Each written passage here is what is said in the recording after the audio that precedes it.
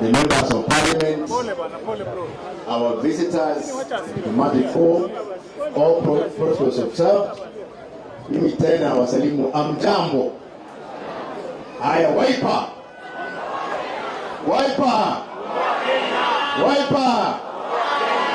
Asante sana.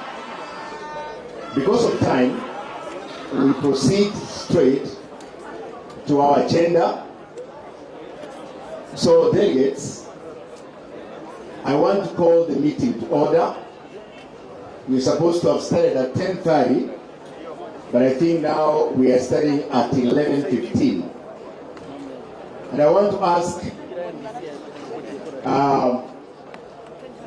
the officials to protect the agendas today. As we do so, I want you to remember that this official meeting is held today on the 10th of October 2025. I don't know whether they have they put it there? Very well. So, yeah, very well. So, what we do,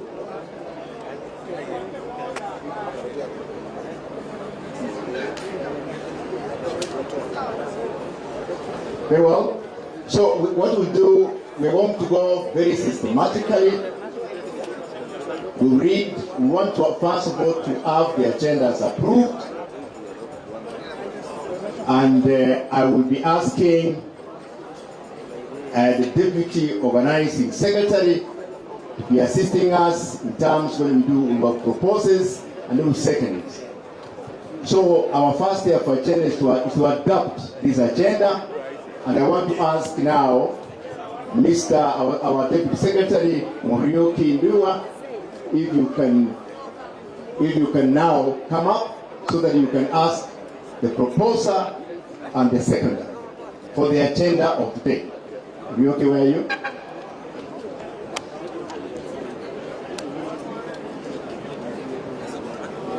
Very well. So can I have the proposer of the agenda today?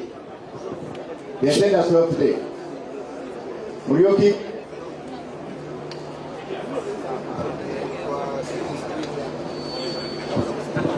We have about 5 agendas. So we propose each agenda, get a proposer and a second. We are getting the proposer right now.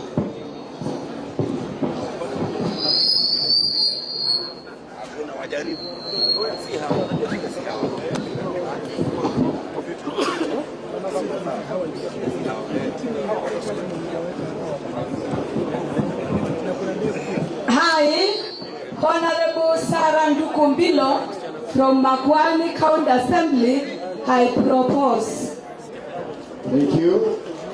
Who seconds? The seconder? I, Lilian Kipto from Elgeyo Marakwet, I second. Thank you. Asante sana. So we shall go to agenda number 2. That's reading and confirmation of the minutes of the previous NDC, which was held on the 21st November 2021 at Kasarani. And the one who will take us through is our Executive Director, Mr. Benson Milai. Mr. Benson, would you please come?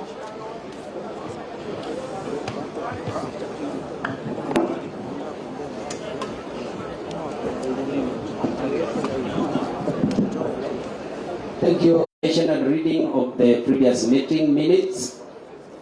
This was the minutes were read and they reflected the true deliberation of the day. The minutes were proposed by Honorable Rigathi and seconded by Madam Ankani. Amendment of the Constitution, minute number 3. The proposal was made from the National Executive Committee to the delegates on the amendment of the Constitution, the logo, and the change of name. This was proposed by Charles Toll and seconded by Engineer Wabura. The National Party officials, minute number 4. The NEC had proposed party officials, and the list was read on the party leaders who were to run the party, led by the party leader, Dr. Stephen Kalonzo Musyoka, and a few officials is the deputy party leader, Farah Mohammed, and Chirao Makwere, the chair, and the other officials taking positions. You allow me not to read all the names, but we had members who ran up to 7 members of that National Executive Committee. Read number 5, a budget was presented to run the party for a period of 5 years, and this was proposed and unanimously accepted by the members present. We had some proposals of the presidential candidate for 2028, and His Excellency Dr. Stephen Kalonzo Musyoka was proposed by the members, presidential flag bearer for 8th. The delegates accepted this, and it was unanimously accepted. He was also mandated, the next item in that minute, he was also mandated to consult and negotiate with the other like-minded leaders so that they can form the next government that was in 2022, and this was also unanimously accepted. And there being no other business, the meeting ended at 4 p.m. Thank you very much. My name is Benson Melai, the Executive Director, WIPA. Asante sana Benson. I mpige makofi jameni. Asante sana. Now we want to ask a proposer and a seconder, but this must be the members who attended that NDC. Yes. So, Murioki, where are you? Right here. He's ready. Yeah. Can we have a proposer? My name is Wesley Sirwell Maroko from Trans Nzoia County. I propose. Asante sana. Seconder. I am getting the seconder.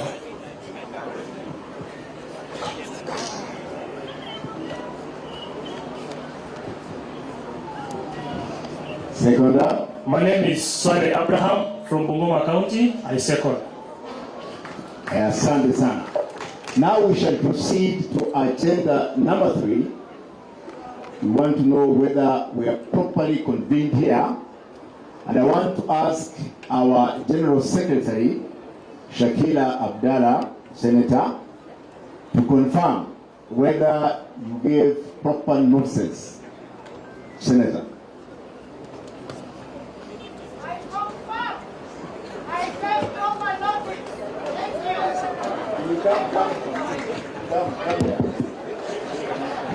Sasa wewe Senator, kuja tu hapa. Uliandika barua, did you give the proper notices?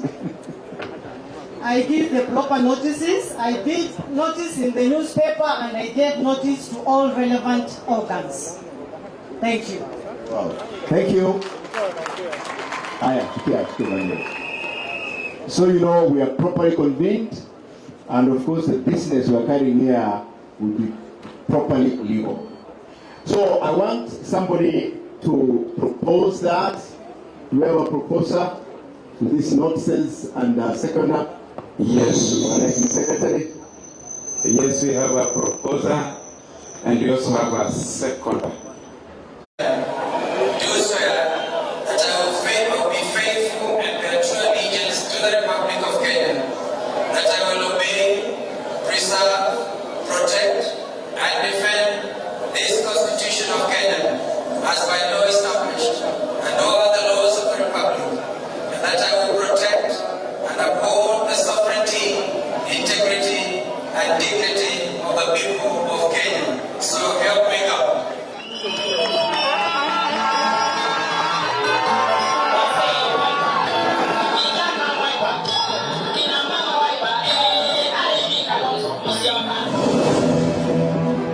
Stephen Kalonzo Musyoka's journey of leadership demonstrates a high level of emotional intelligence, adaptability, and the grace to maintain a positive worldview even in the face of adversity. 25th of June will now become the Youth Transparency Day, the Youth Governance Day, and this is it.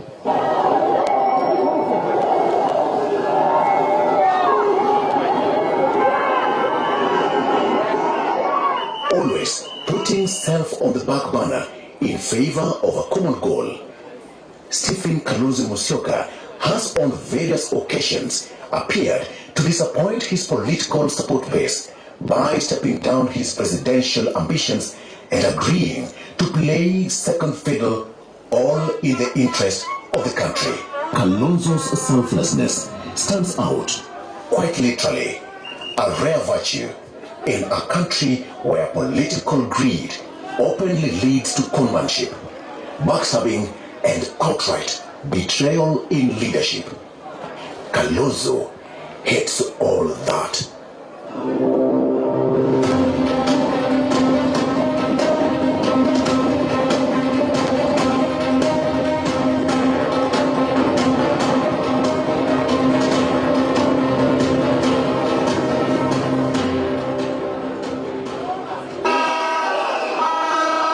The future of any country is depicted by the way the government of the day treats the young generation.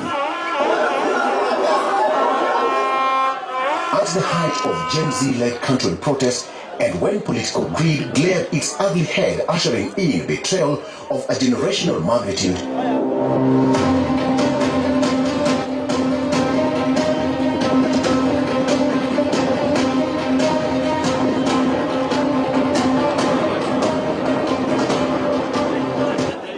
Stephen Kalonzo Musyoka remained steadfast, true to his character.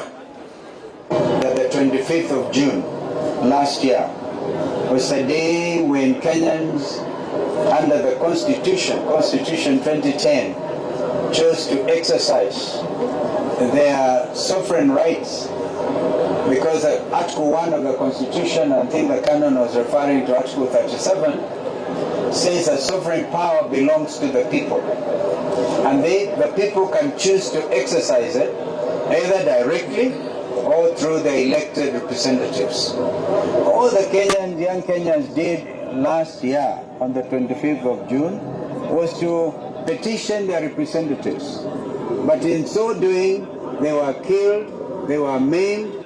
Stephen Kalonzo Musyoka chose to remain on the side of the youthful generation. He chose to fight for the future of Kenya. There's only been one inquest since the killings of 2023 and 2024, 120 people plus. There's only one inquest, that of Rex Masai. And we know that the state, those in rulership, are trying to cover up with that one inquest. We want to suggest here the inquest be done for all the Kenyans who have been failed by the police bullet. A true believer in the role of political parties in the enhancement of Kenya's democracy, Stephen Kalonzo Musyoka's stewardship of the Wiper Party demonstrates leadership anchored in the wisdom and emotional balance. Sasa basi tuko na watu wa kuunda tume ya uchaguzi, because India haiwezi kwenda bila tume ya uchaguzi. Kwa hivyo tunasema wa Kenya, njia ya kumpeleka Ruto nyumbani ni kuhakikisha kuna kipande, alafu kura lazima ujiandikishe wengine. Wangapi hawana kura hapa? Kama hujapata kura bado, wangapi wako na ID? Sasa hiyo ID ujue ni haki yako. From the ODM Kenya through the Wiper Democratic Movement to the current Wiper Patriotic Front, Stephen Kalonzo Musyoka has inspired leaders in his party as well as supporters, nurturing their strengths, thus making the party a force to reckon with both in parliament and outside parliament.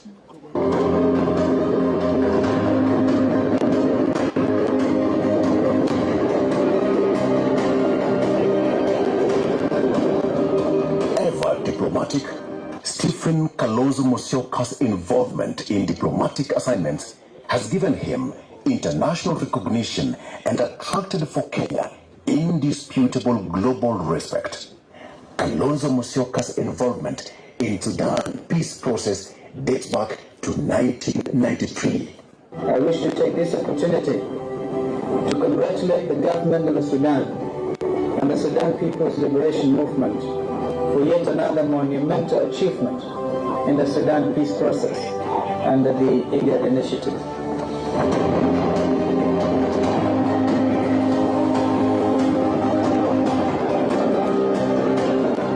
He was part of the talks that culminated in the 2005 Comprehensive Peace Agreement. And in 2019, the fourth president of Kenya, Uhuru Kenyatta, appointed Kalonzo Musyoka special envoy to the Republic of South Sudan. Needless to say, in 1995, Stephen Kalonzo Musyoka was part of the team that reconstituted the draft that would establish the Intergovernmental Authority on Development, IGAD, a year later.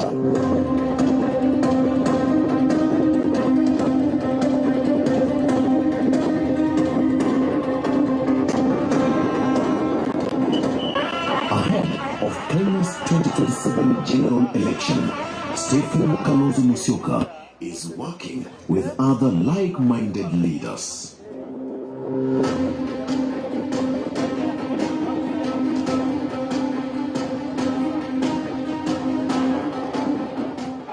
Once we take over, tutafutilia mbali hayo makandarasi ya wizi ya mali ya umma.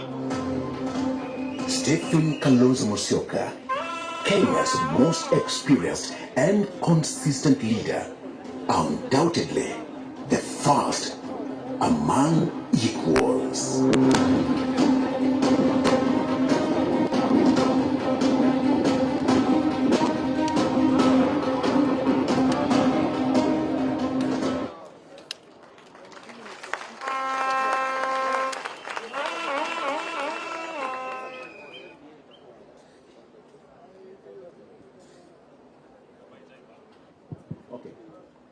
Excellent, excellent. Wangapi hapa tunamwombea Mheshimiwa Kalonzo Musyoka afike cheo cha juu kabisa? Wangapi? Wangapi? Wangapi? Mimi niwaambie hivi, Kalonzo Musyoka ndio atakuwa mmoja wao atakomboa nchi yetu Kenya. Mnaamini hayo jamani? Mnaamini hayo jamani? His Excellency, vile mnaona documentary, he has come all the way. He has been tested. He is humble. He has a vision for this country. And I believe Kenya is safe with him and his colleagues. Mnaamini hayo? Kwa hivyo namwombea Mungu awe naye mpaka wakati ataenda ile kiti ya juu kabisa, and we believe this time he will be there. Sasa we want to go to the next agenda. The next agenda. And the next agenda is now what the NEC recently decided. We have about 3 resolutions which were decided by the National Executive Council, and these resolutions and about the changes that we made in our party, our constitution. So these changes requires ratification. These changes require a vote as required by law. So the first resolution is about the amendment of the Constitution, and I want to request Council Eunice Lumanas and Wakili Ndewa to come up here so that they can take us through the amendments. Then from there we'll take appropriate votes for the amendments. Council Manas and Dewa, please come.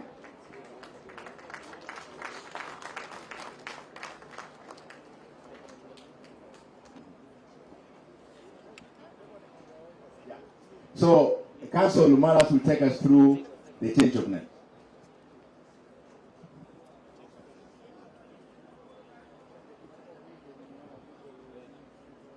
Good morning, delegates. Wiper.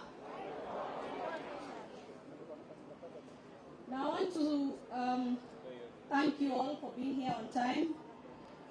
And I want to start by saying that we have all been in this country, Kenya. Na wote tumeona hali ikidhoofika sana. Na Wiper pia ilikuwa ikiona. We have seen serious breaches of our constitution of our country. We have seen monies, debts being borrowed outside of the constitution and the consolidated fund. We have seen 17-year-olds being arraigned and held without bail for terrorism.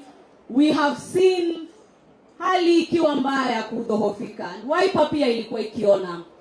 And under the leadership of our party leader, Wiper decided to take the right steps, starting with the changes to the constitution, ambapo tuliamua first and foremost to change the name from Wiper Democratic Movement to Wiper Patriotic Front.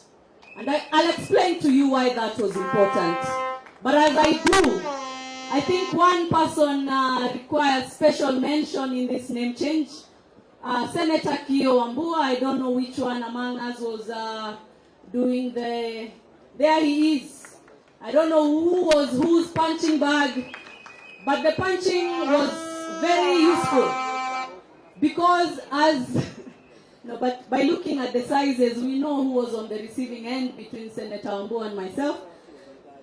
Finally, Wiper Patriotic Front is here, and the constitution was changed so that all of you, all Kenyans, and all of you patriots have space and have a home within Wiper Patriotic Front. So I want to assure all of you that everyone in this country, from all corners of this country, under the new constitution, will have a home in this party. So that was the change of name.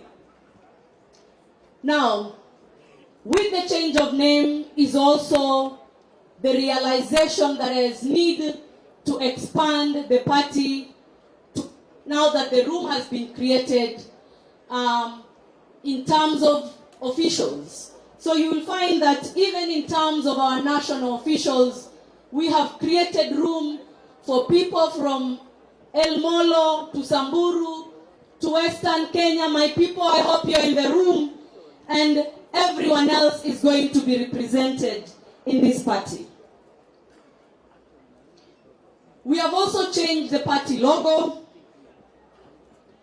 and as we all know, now that we are all going to be Wiper Patriots, all of you will be patriots because you will note from the constitution that our philosophical leaning is now going to be patriotism, patriotic, social democratic. So that is going to be our thinking now. Why? Because we have seen how the heart of our nation has been teared down, and there is need to restore this nation. So we are all going to be patriots together with all other Kenyans, uniting with them to restore the heart of this nation. Allow me very humbly, Chair, to recognize Honorable Kala Musyoka and Speaker Mbilu, because as we are going to be patriots standing on the front line of restoring this nation's dignity, we will need order and discipline in the party. And Honorable Speaker Mbilu, a brilliant mind within Wiper Party, you can see him, maybe you can wave. Thank you very much, Speaker. And Honorable Karua, you can see him over there looking very handsome. These gentlemen were very keen looking through the Constitution and helping this party get it right with respect to our discipline. Because we will need everyone to listen to the voice of our leader if we want to move ahead and capture the vision of this nation.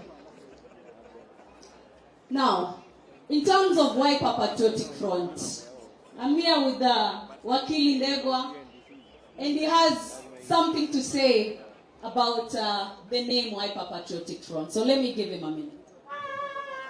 Thank you, Your Excellency, the delegate gathered today at Kasarani, Wiper Patriots, good afternoon. Oh, sorry, of Uhuru Park. Good afternoon. Wiper! Wiper! Wiper! Nikisema Wiper mnasema komboa Kenya. Wiper! Komboa Kenya! Thank you so much, the distinguished delegates.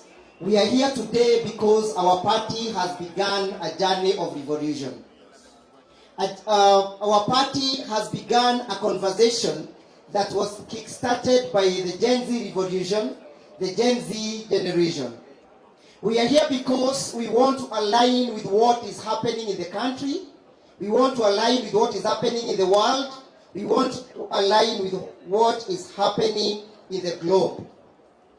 And therefore, fellow patriots, previously we were Wiper Democratic Front.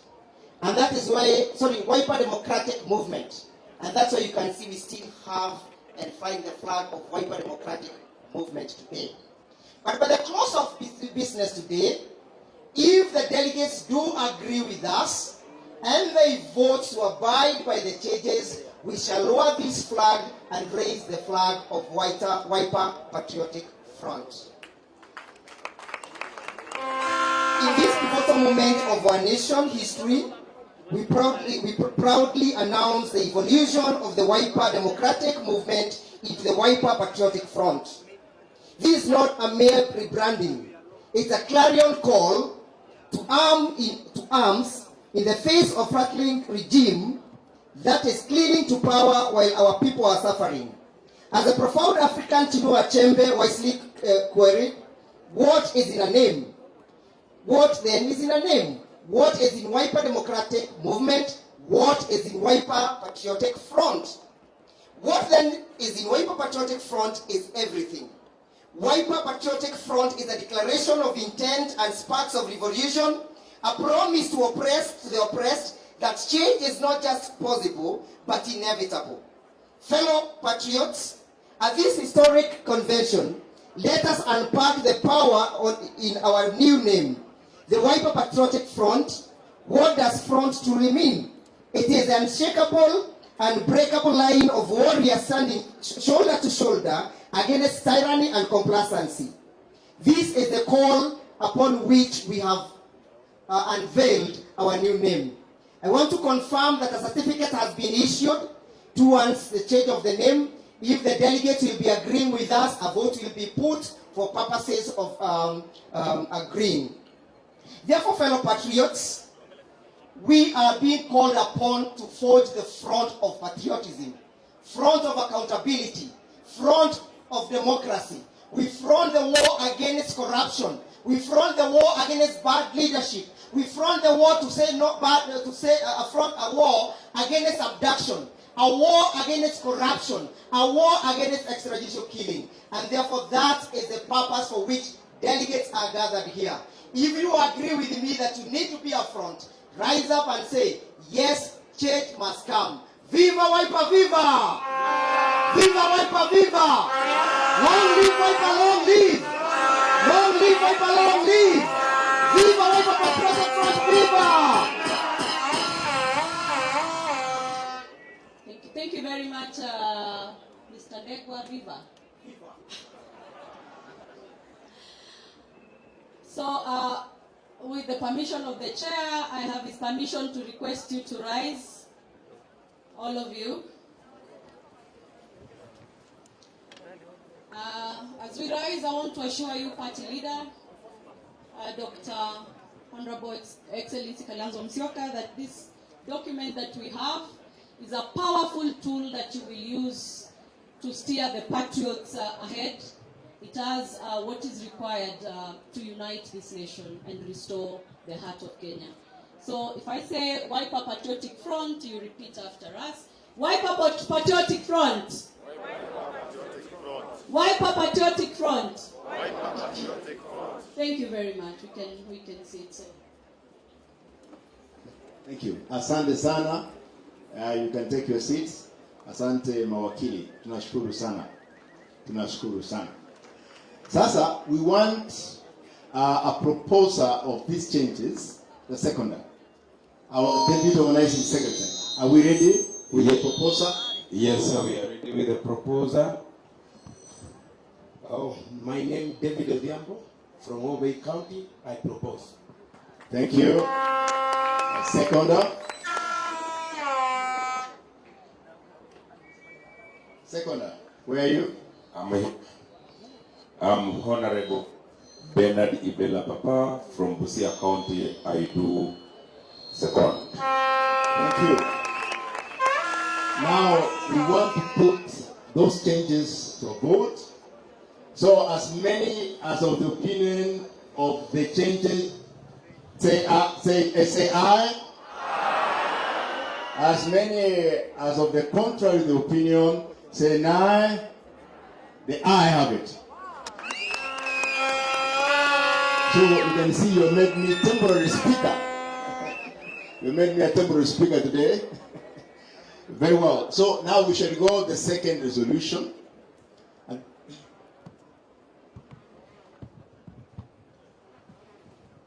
Yeah, the organizing secretary, thank you so much, organizing secretary. He has reminded me that I tell you, you're going to have a copy of the amended constitution for yourselves to read and understand. And I want to ask you to actually have it, read and understand. It's a very powerful tool.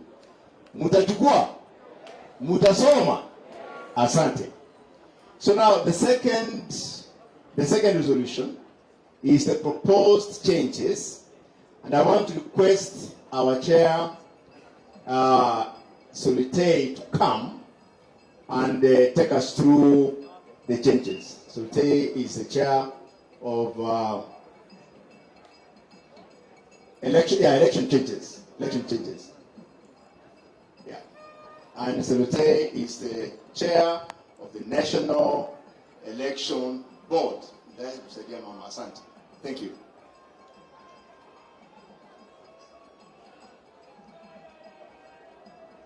Your Excellency, the party leader, party officials, elected leaders, distinguished delegates, invited guests, all protocols observed. Good afternoon.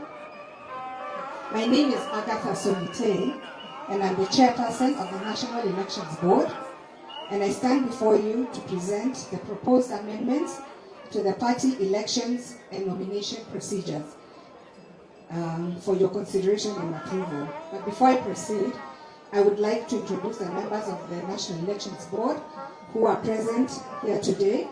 Please stand up. Lawrence Kibara and Abdulaziz Gakuria. So in brief, I'll just take you through the amendments, only the most important ones. But these amendments are the product of wide consultations, legal review, and lessons learned from our past nomination exercises. They're designed to strengthen our internal democracy, enhance transparency, and ensure that our nomination and election processes meet the highest standards of integrity. The revised rules and procedures also seek to clarify and redefine the roles and mandates of the National Elections Board and the National Elections Appeals Board. They will streamline our nomination process, vetting, appeals procedures for greater efficiency, fairness, and accountability. They also seek to introduce modern voting technologies, including electronic vote tallying and record management.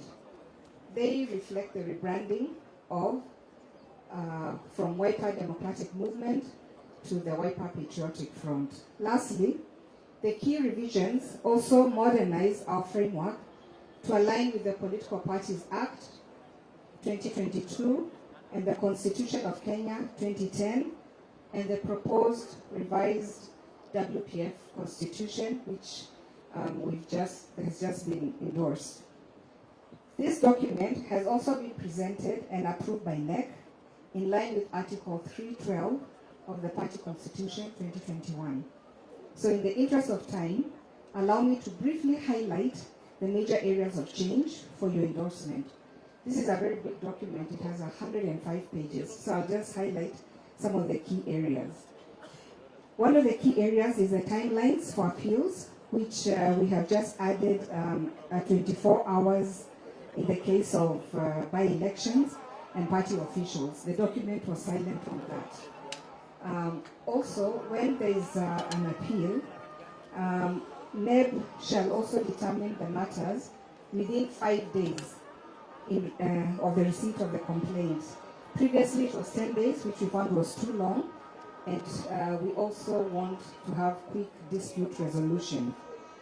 Another major part is Rule 15.6 and 15.6.1, and these are the methods of voting. Our previous document only allowed for voting by way of secret ballot. So we have added that the methods used may also include consensus, electronic, acclamation, delegates, and direct nomination.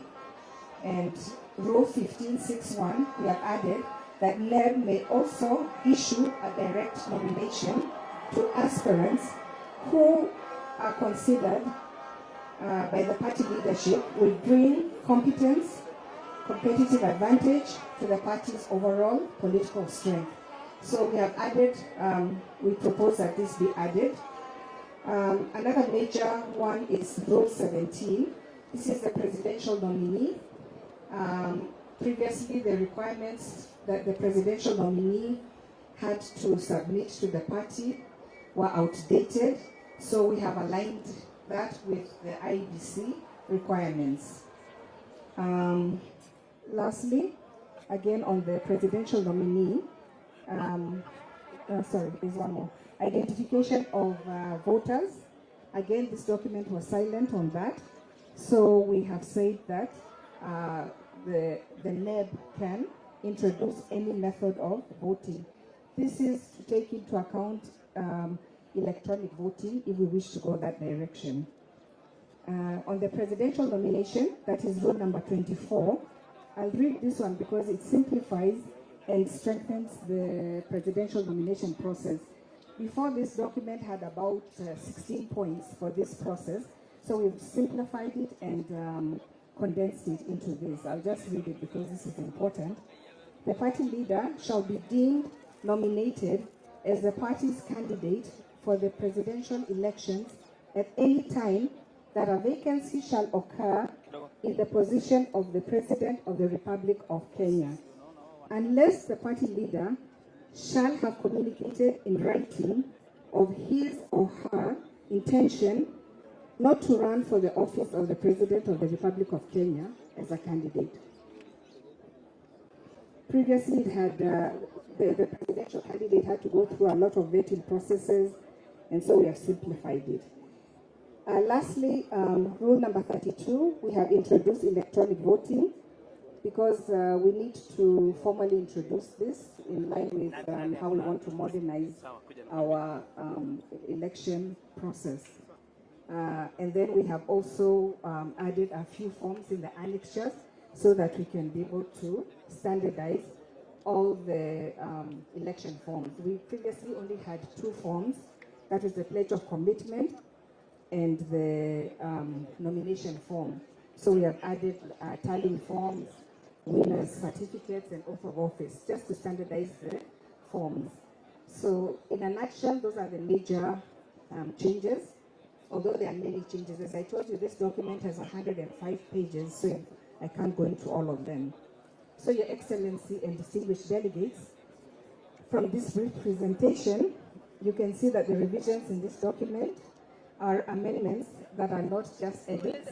We have gone very deeply into them, and they reaffirm WPF's commitment to transparent leadership, credible nominations, and service to our party members and the nation.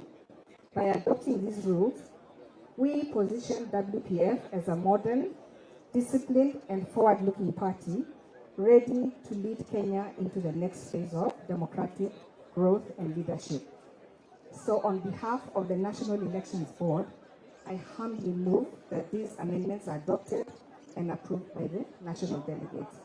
Thank you all very much. God bless the Wiper Patriotic Front, and God bless Kenya. Thank you very much. Thank you, Chair, Madam Solite. Asante sana. Now, we will move to get a proposer and seconder and a deputy organizing secretary. I want you to know that we have delegates mpaka huko nyuma, so as you look for who is going to propose, include everybody else. So go to any corner, because we are a democratic and transparent party, and the election rules are very important for the candidates and the way we shall be doing our business. Now, can we then have a proposer? Check, mic check. We have a proposer, Vice Chair. Proceed. My name is Wawira Njue from Ebu County. I propose. Thank you. Thank you. Then we, seconder, can see hands on those sides. Seconder. My name is Moses Larus, I propose. What's the name again? My name is Moses Larus, I am come from Samburu, I propose. Asante sana, Moses from Samburu. Sorry, seconder. Sorry for that. Now, we want to put a question to you, to the delegates.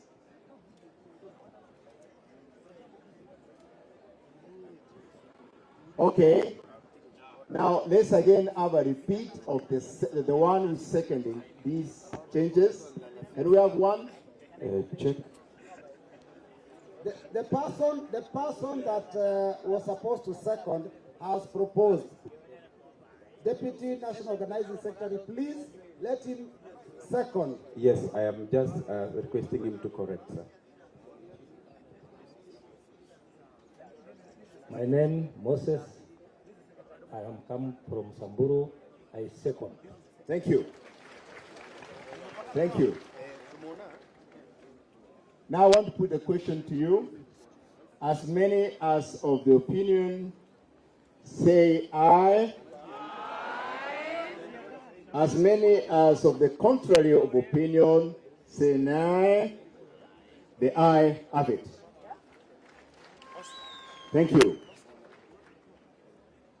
Now we shall move to the third resolution. And this one I'll be asking the SG to come up. SG, please.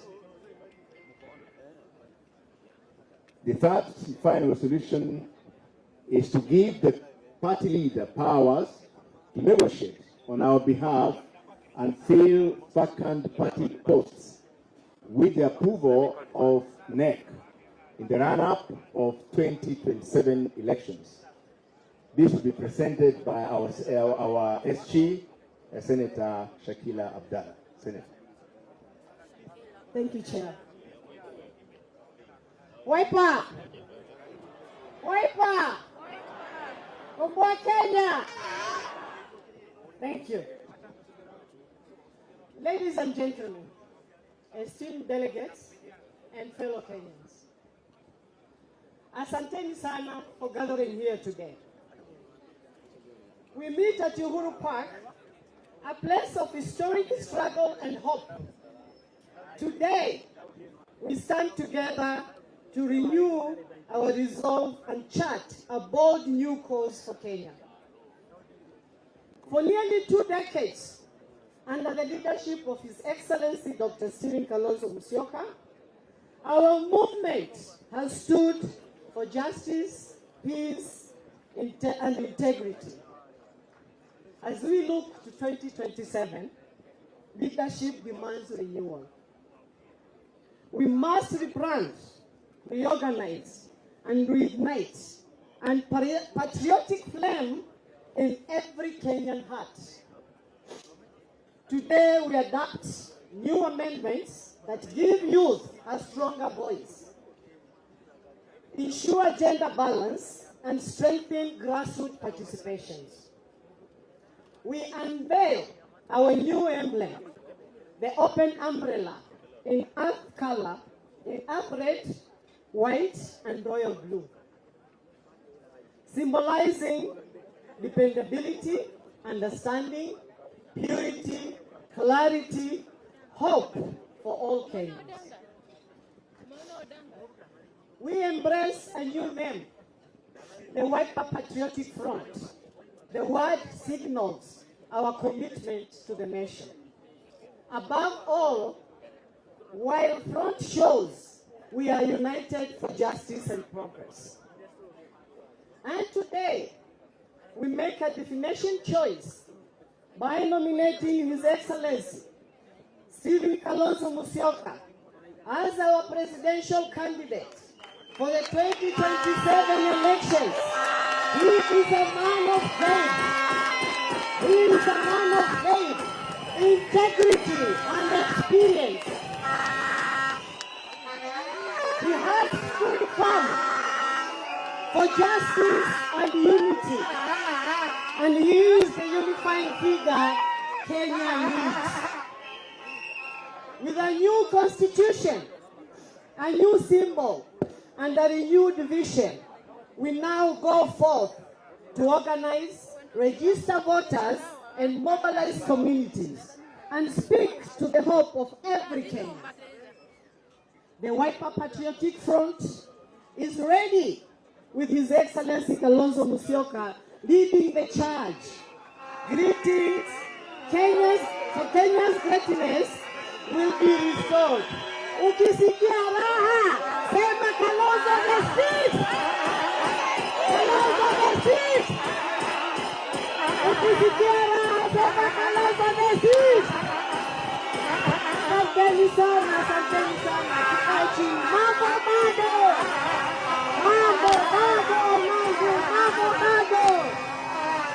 Haya, now I want to read the resolution that pursuant to Article 3.8D3 of the Wiper Patriotic Front Constitution, the National Delegates Congress resolves that the party leader, in consultation with the party leadership organs, be accorded adequate time to identify and recommend suitable individuals to fill the vacant party position.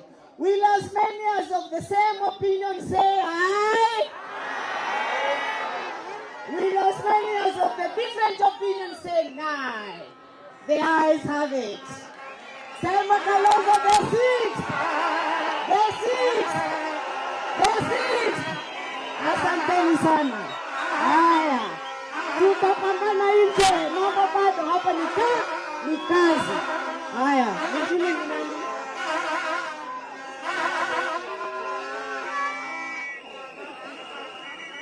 Asante sana. Kalonzo the sixth. Sawa. Now, tupige makofi sana. Sasa, we want to formalize that. So we need to have a proposer and a seconder. So our Deputy Organizing Secretary, can we get a proposal to that resolution? Yes, we are ready with a proposal. Okay. I, Simon, from Kenyatta County, Comrade Power, I do propose. Thank you. The seconder. The seconder. I, Crisanto Sorena, from Nyamira County, I second. Thank you. Yes, that's the country where I come from. Now, just so for the order, let me again repeat. As many as of the opinion say aye. As many as of the contrary opinion say nay. The aye have it. Thank you. Now we move the last agenda. The last agenda. We're entering into a critical stage in the politics of the nation.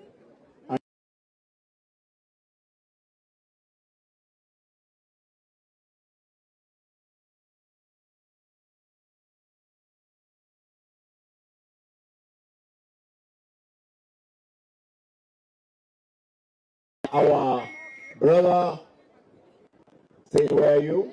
It's your time now. Could you please come up and make a case? This preparedness for the next state or the next challenge.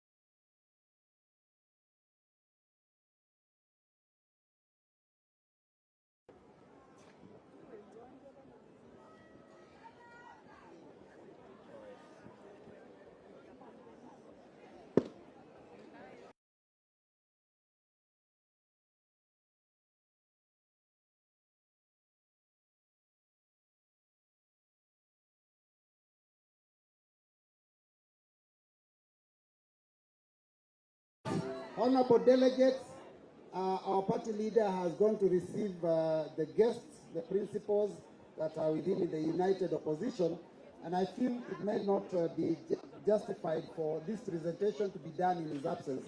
So I kindly request that we be patient. Maybe we can have an interlude for music, then we'll continue when they come back. Tuwekewa muziki DJ. DJ Fabian Tusai. So. Jawabu mahali uko tafadhali, come and give us a piece of entertainment. Jawabu.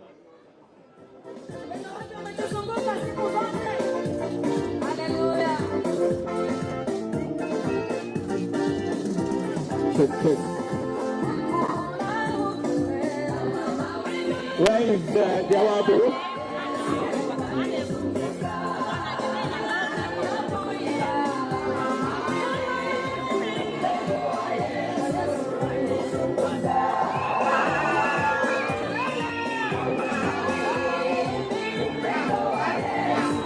Jawabu.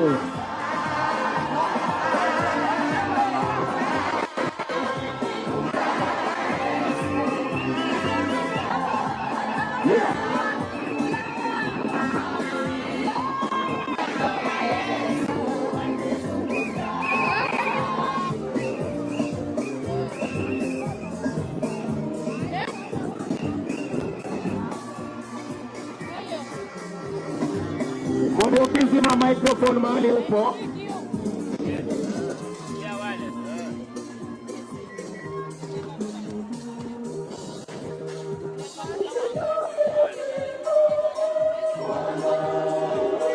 Naomba tuweze kutoa bendera kwenye mifuko zetu, umbrella, kofia, wakati patilira tapokuwa tunamkaribisha kwenye jukwaa. Hivi sasa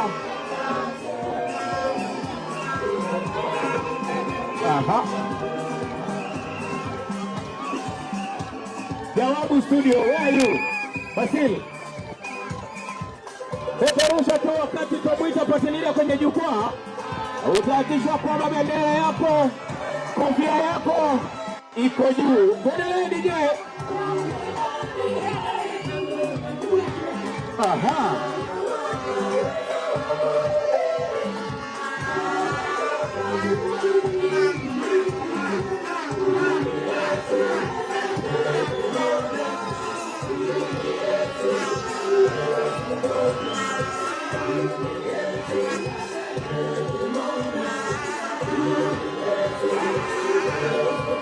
Tufungue hapo vizuri.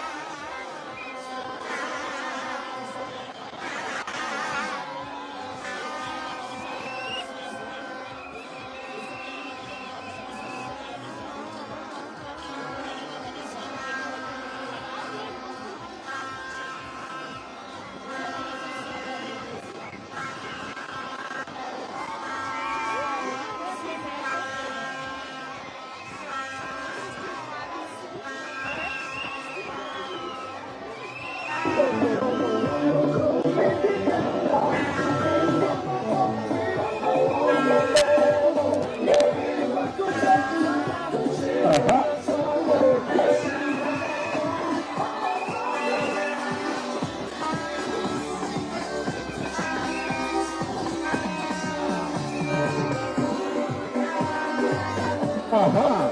Simoni miambuli bwana. Mwavuli iko wapi? Mwavuli iko wapi ya kwako?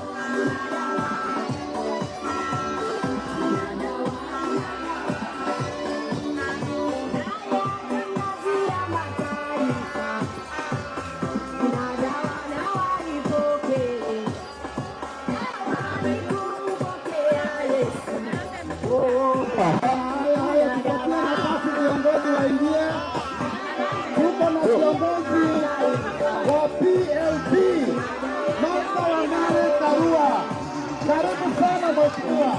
Tuko na kiongozi wa DPK. Mheshimiwa Uhuru Mala, karibu sana. Tuko na kiongozi wa DCP. Mheshimiwa Rigathi Gachagua.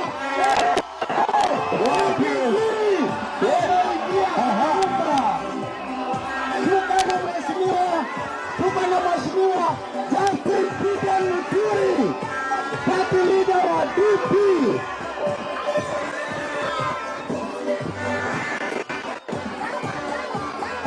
Tafadhali tunapata security utoke hapa mbele.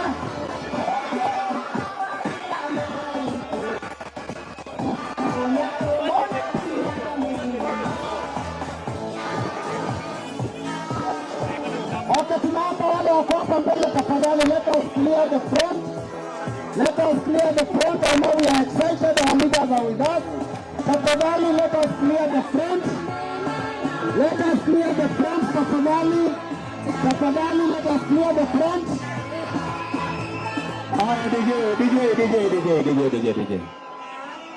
DJ. Tafadhali, let us have some order. Karibu sana, former speaker, former attorney general, former CS, Honorable Justin Bedan Muturi, karibu sana, karibu sana. Apatiwe kiti haraka mara moja. Tunataka kutambua pia uwepo wake rafiki yetu ana member of the United Opposition, Fred Matiangi, karibu sana. Tafadhali, let us now clear the front area. Security teams, tafadhali, let us have nobody in the front here. Haya, DJ asante. DJ asante.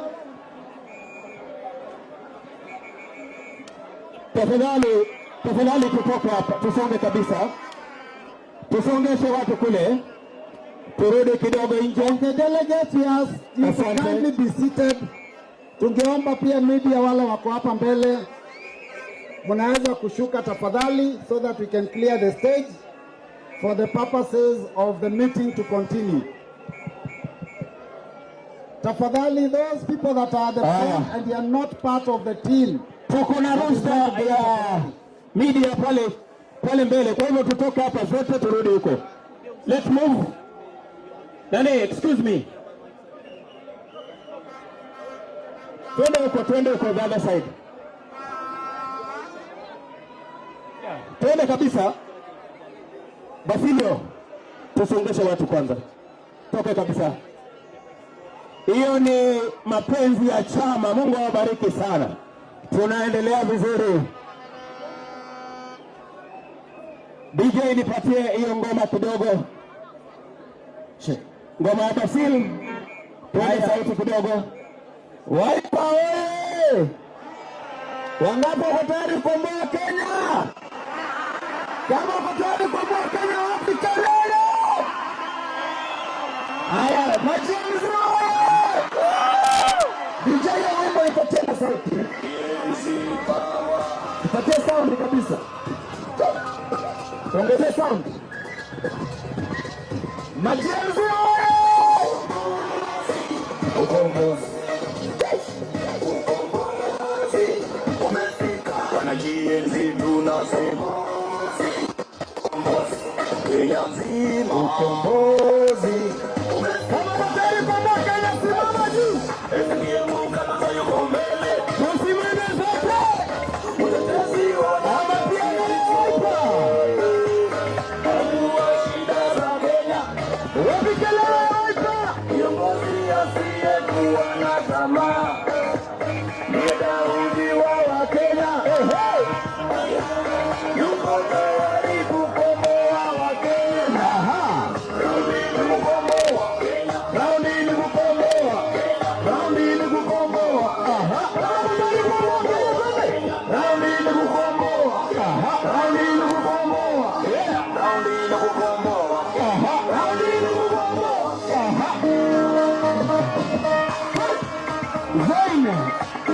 Zaini ndio kwenye jukwaa kama ikiendelea. Ukombozi. Kina mama wanasema ukombozi umefika. Wanajienzi ukombozi. Na wabuka pia wanasema ukombozi umefika. Kila kona twasema halo, tunaweza tatua mashida zetu. Kila kona twasema Kalonzo tosha, anayeweza tatua mashida zetu. Raundi ni kukomboa. Raundi ni kukomboa. Raundi ni kukomboa. Raundi ni kukomboa. Raundi ni kukomboa. Asante mzee. Ilikuwa ni kionjo kutoka kwa jawabu, tutamwita baadaye. Naomba tupite. Tafadhali wenzetu security and ushers, let us move a little bit. Tusonge kidogo. Tusonge. Media guys, pale kuna rostro mneneni pale. Tafadhali. My brother, tusonge kidogo. Asante. Mheshimiwa Zaini.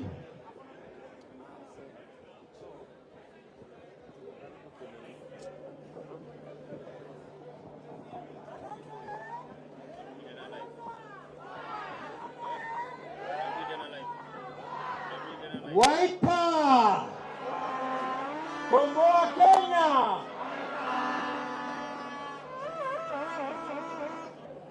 Your Excellencies, distinguished delegates, I have a singular honor to stand before you to speak on behalf of the delegates about His Excellency Stephen Kalonzo Musyoka.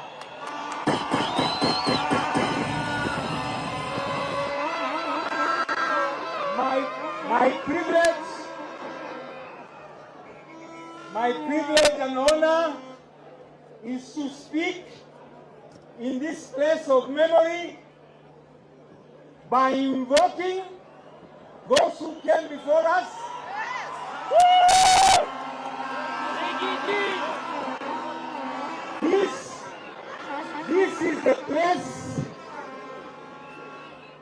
This is the place where we made reference to our independence struggle in 1963. Not far from here, the mothers of Kenya who stood for the liberation of this country and the release of their sons and daughters who had been incarcerated were fasting not far from here. So this place of memory is a place befitting our gathering today. So some will ask, why Kalonzo Musyoka? The delegates have requested me to speak in summary and brief, precise way why His Excellency Stephen Kalonzo Musyoka. So the first principle that I would like to invoke so that our people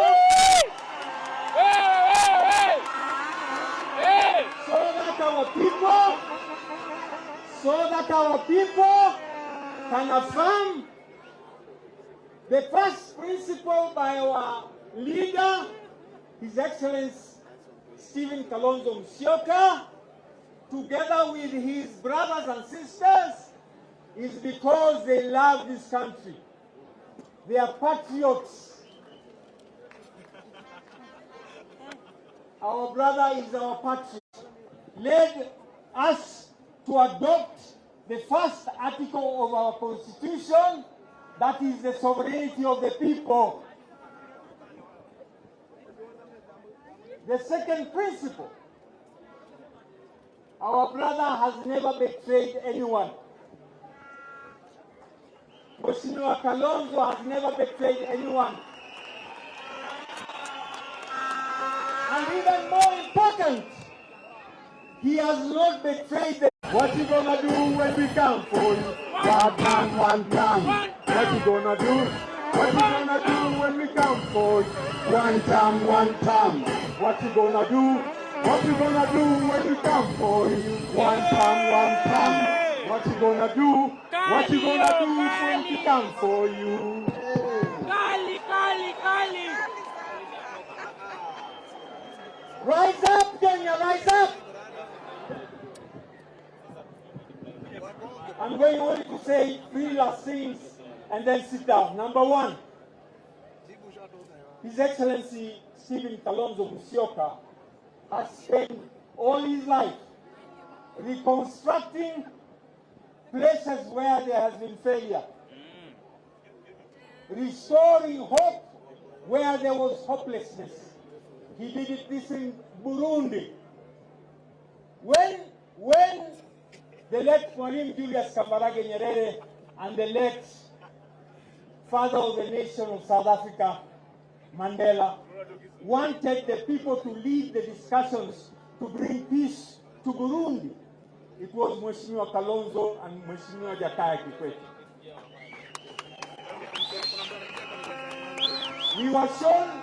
We were shown on his role in Somalia and Southern Sudan, so I don't want to talk about that. I want only to talk about the East African community. Many of you would know the first community collapse that died. And our leader said that was the worst mistake that was ever done in this part of the world. And it was the consensus of our leaders to revive the East African community. At the front of rebuilding, restoring the East African community was one Stephen Kalonzo Musyoka. Let me finish with one thought. Today in Kenya is divided into two. The few who support the oppressive regime for selfish ends, and the critical mass of Kenyans who fight to bring change to this country. Yes.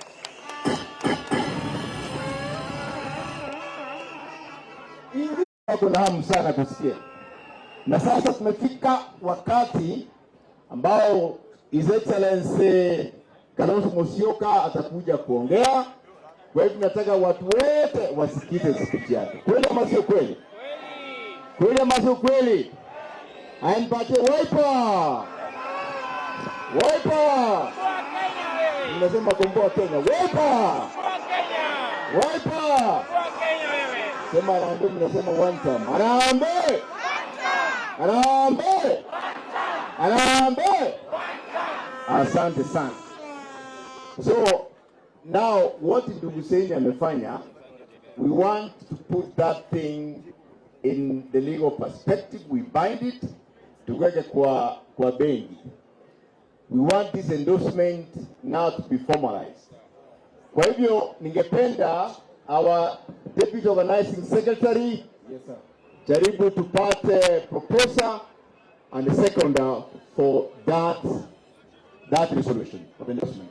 Tayari tuko na proposal, Mr. Chairman, lakini sauti nyuma haisikiki. DJ tusaidie.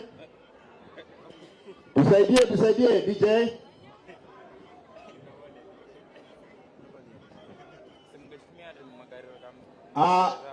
Mpatie microphone yaongee. Proposal. Check proposal iko.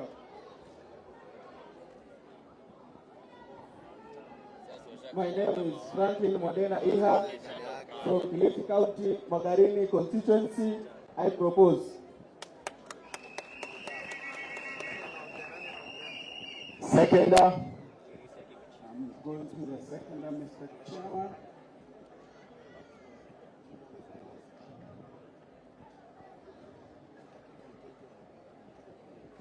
Seconder, please. I've not heard the seconder. I'm here. I am Nadi Giroya from Isiolo County. I second it.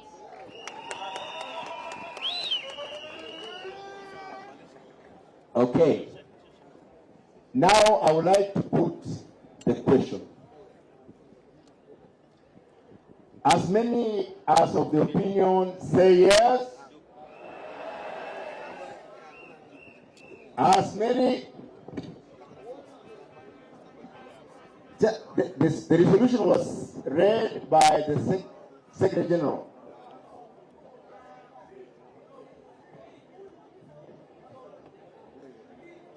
Can I assist? Where is the resolution? Delegates, hoy! Delegates, hoy! The final resolution which we have sent Zain Abubakar to present to us was a proposal to endorse His Excellency Dr. Stephen Kalonzo Musyoka as our candidate for the next general election. And I want to invite the Speaker of Makwiny County to now put the question on our behalf. Mheshimiwa. Okay, Mheshimiwa.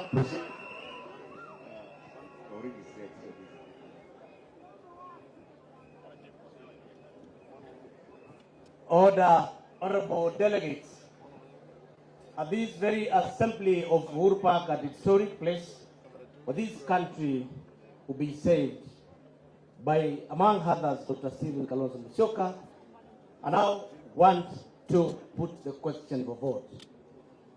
That the delegates have affirmed and resolved here today that they nominate His Excellency Dr. Stephen Kalonzo Musyoka for the President of the Republic of Kenya as a candidate in the year 2007. 2027. Allow me to repeat. The delegates do here resolve and have nominated His Excellency Dr. Stephen Kalonzo Musyoka as a presidential candidate and the endorsement to run for the election as a president in the year 2027. Will as many as of that opinion say aye? Aye. Will as many as of a contrary opinion say nay?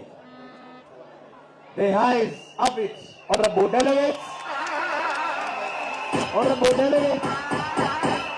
have the following directions to make.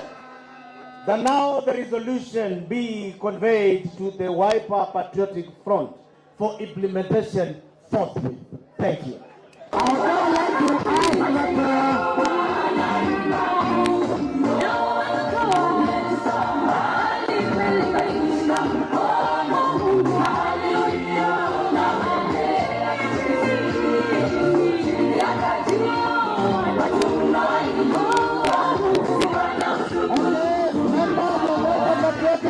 tunaomba tafadhali, tunapenda kiongozi wetu. I plead that we go down, we take our seats please. Members of Wiper Patriotic Front, Your Excellency, please remain. Your Excellency, please remain. Joey, you can keep the Your Excellency kindly we ask that you remain. Your Excellency kindly we ask that you remain. Your Excellency, we are yet to hear whether you accept the endorsement. But before we do that, we would like to ask that all the principals of the United Opposition kindly come and take a photo with our party leader. Oh, first you take a photo with your certificate. I would like to invite the family of His Excellency Dr. Stephen Kalonzo Musyoka family, tafadhali muje mpigwe picha.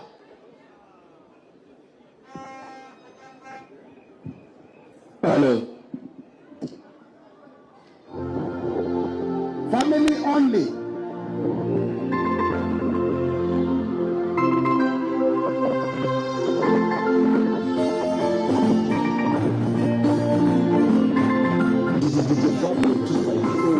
Naomba family, cameraman tafadhali piga picha ya familia. Can you kindly count our leader?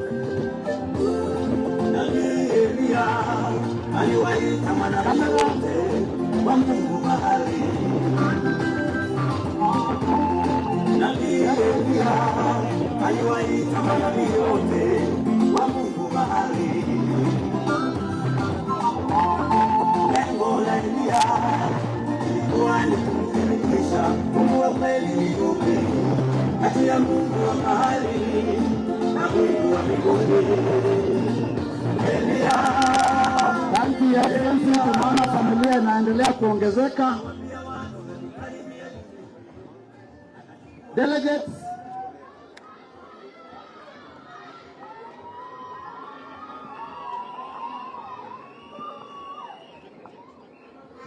we now want to invite our party leader to confirm whether he accepts the endorsement given by this National Delegates Conference. Thank you, Excellency. Welcome. Thank you. Wiper. Tukomboe Kenya, tusikomboe. Wiper. Harambee. If ever there was need for concerted harambee effort, it's now. Wazalendo wenzangu, with a deep sense of duty and high resolve, I accept your nomination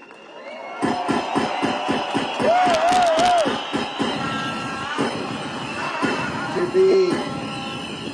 be your presidential candidate for the election scheduled for 2027.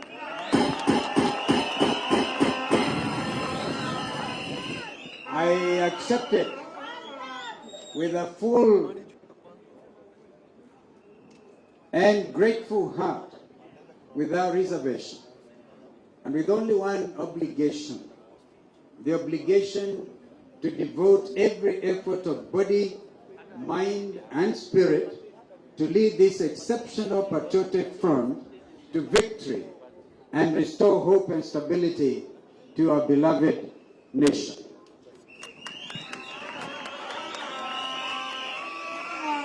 Let me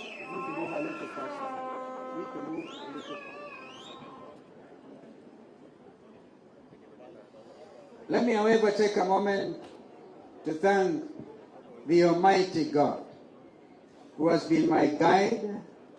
Without him, definitely I will not even be here today. To my family, some of whom you have met, and now my extended family also goes to places like Kirinyaga. My sister, twin sister, you got my only daughter, got her to Kirinyaga. Jamari and Martin are out there in the UK. Our little boy, Clay, very fond of him. Ken and Mama Pauline and Kevo and Sumudi. That's the Kamba way of doing it. Can't mention my daughter-in-law by name. So that's her name.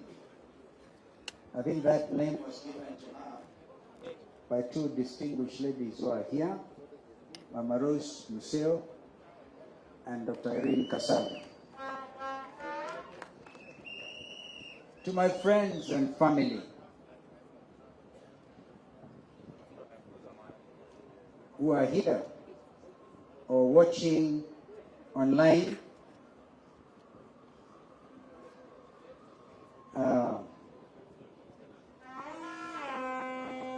what I'm about to say is very personal, very deep. To my darling wife, Pauline, who is watching, the mother of our children,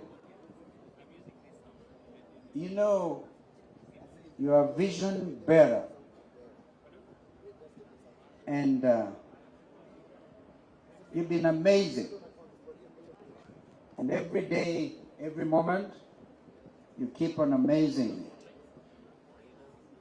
May the good Lord grant you the healing we've all been waiting for.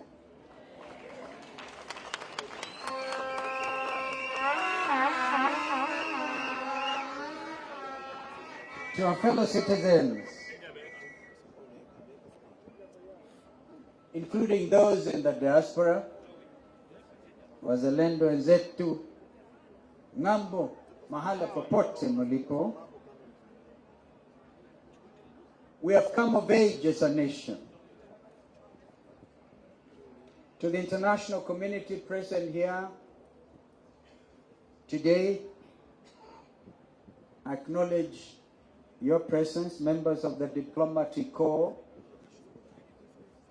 those who are here personally, sent representatives. We thank you. You are true partners in this journey of having a stable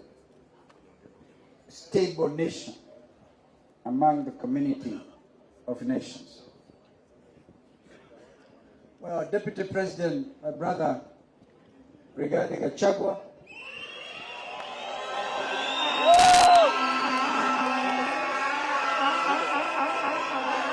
my twin sister, Mother Wangari Karua, my young brother, Eugene Wamalo, my brother Fred Okengo Matiangi, Speaker Emeritus, one of our most distinguished Kenyan leaders, our brother J.B. Muturi. I really commend you for writing that wonderful book. Every Kenyan who cares about his country should read J.B. Muturi's book, Calling the Country to Order. And others who have come. My friend Professor Jakoya has sent a message of congratulations.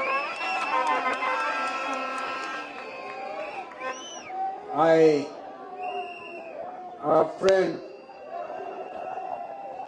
Governor Natembea of Tanzania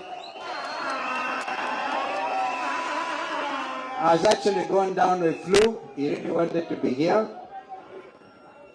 Thank you for coming here as our special observers. And I want to recognize Engineer Maina, who is also representing our brother Governor Peter Munya. Fellow patriots, and now we seek your indulgence. I seek your indulgence. Comrades, power. Comrades, silence. Today, I stand before you with both a heavy heart and renewed determination.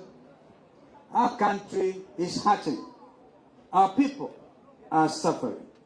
And this suffering is not accidental. It is the direct result of poor leadership, misplaced priorities, and a betrayal of public trust. Yet, even as we acknowledge the pain, we must never lose sight of our power to change things. I'm here today not to lament, but to lead a revolution of hope, to remind you the Kenyan spirit is unbroken, and that the dream of a better nation still burns brightly in our hearts. Wazalendo wenzangu, please listen clearly. Hope is alive, and together we shall reclaim our country, we shall rebuild our economy, and restore the dignity to every Kenyan household.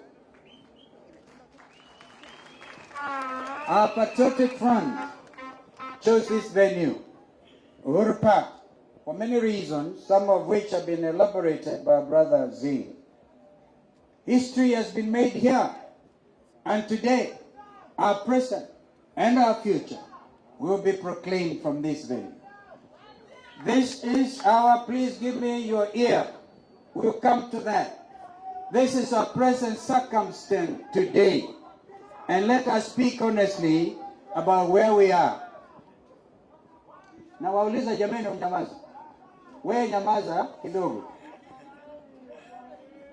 Each day dawns with a new levy, a new penalty, and a new heartbreak. We pay taxes for services we never receive. No jobs, no medicine, no food, and no relief. This is not taxation for development.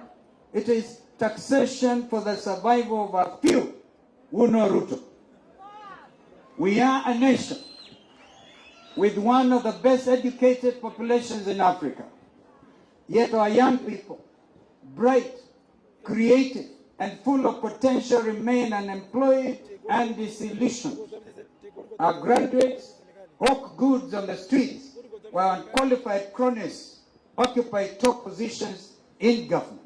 This is not the Kenya we envision, or indeed that envisioned by our founding fathers. Our hospitals are understaffed and under-equipped. Mothers give birth in fear, literally in fear, because they don't know whether this cost-share thing will pay their bill. Doctors go unpaid.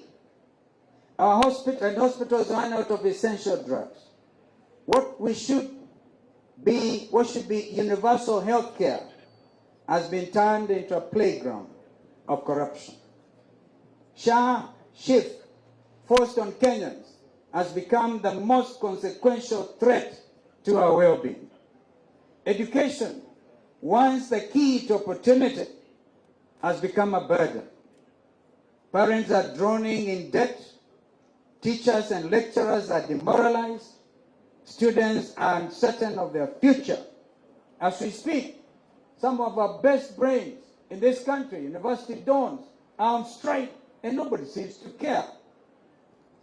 They have gotten our universities defunded, literally. A government that toys with children's education has lost its moral compass. And what of our economy?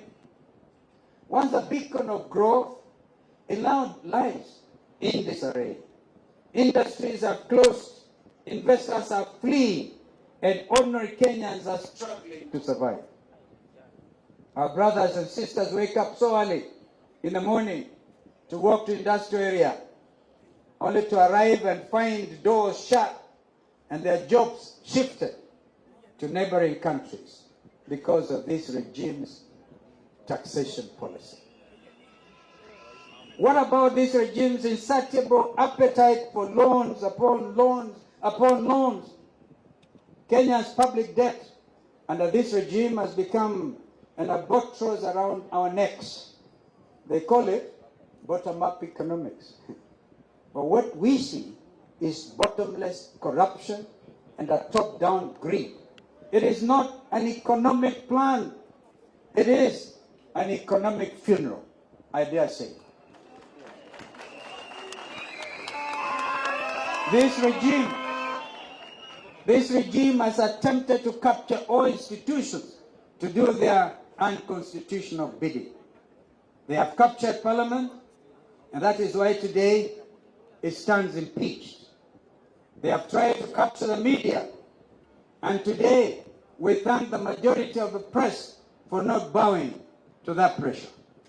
That's why we are here today, and we are very proud of it. They have attempted to capture the judiciary. We ask you not to cede to these nefarious regimes' attempt to undermine you, for justice and truth are the common ties of society. Worse still is this regime's 3-year dismantle of our celebrated diplomacy. They condemn regional insecurity and neglect of the international community, all while they are linked to its escalation of wars in our region, the Democratic Republic of Congo, the Sudan in particular. This regime sells arms, and hear me, Kenyans, because it's a day to speak the truth for what it is. This regime sells arms and gets illegal gold in return. Honestly, what you are witnesses to is a horror movie directed by a know-it-all director who is a star and the supporting cast of his own show.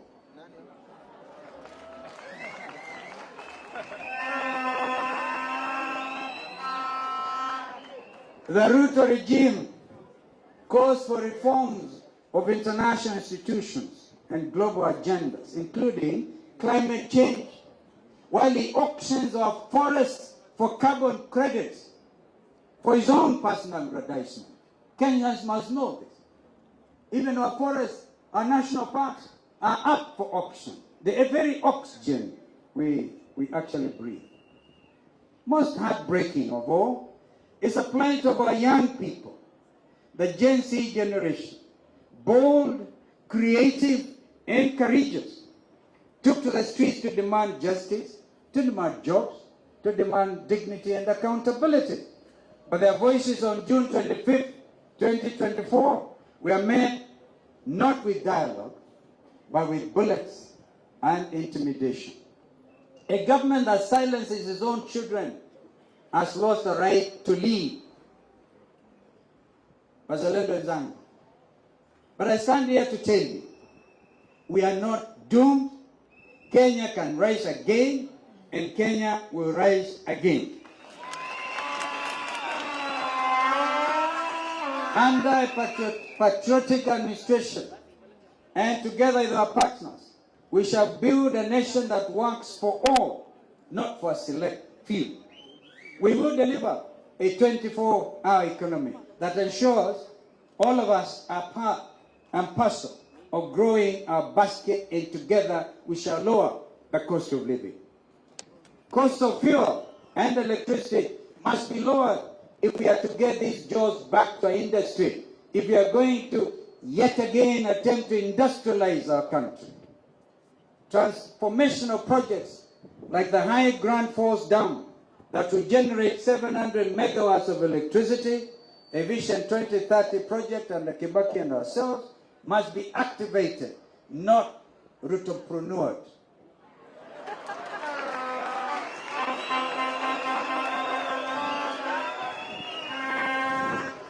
We will cut unnecessary taxes, such as a punitive affordable housing levy that is nothing short of cruelty to steal from Kenyans. We have said time and again, Executive Order number 1, get rid of housing levy.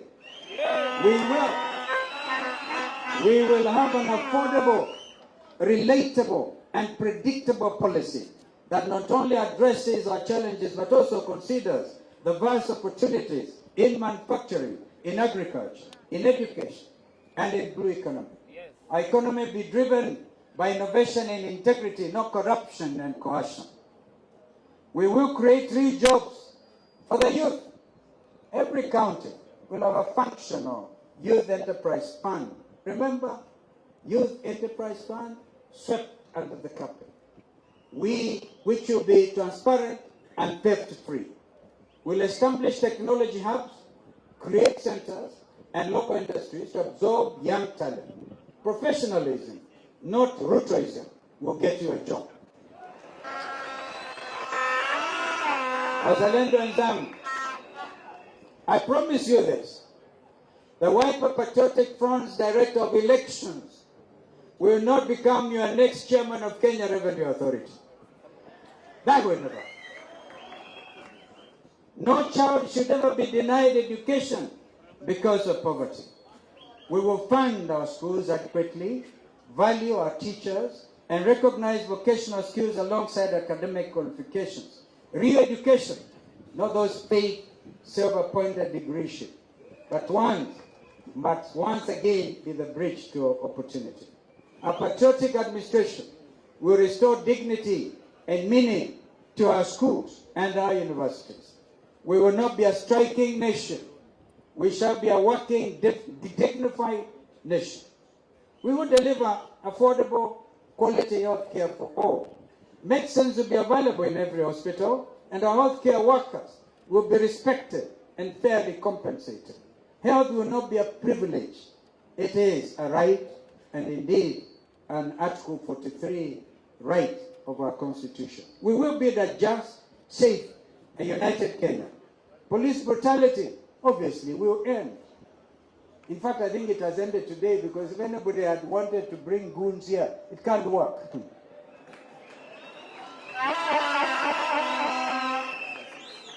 No more abductions, because those are terrible. And no more fear. We will unite Kenyans across all communities, because a divided nation indeed cannot prosper. These are not empty promises. These are concrete plans, practical, people-centered, and achievable.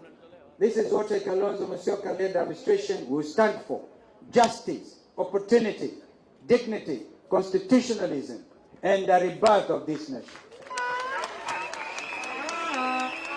My brothers and my sisters, the time for lamentation is over. The time for excuses is gone. The moment for change is now. This movement is not about you, the people of Kenya. It is about your families, it's about your children, about your children's children, and the future of this nation. Ruto ordered you to be shot not in the head, but in the legs, because you dare to exercise your constitutional rights. I urge you, fellow Kenyans, and the Gen Zs, and the young Kenyans, I urge you today to shoot Ruto at the ballot.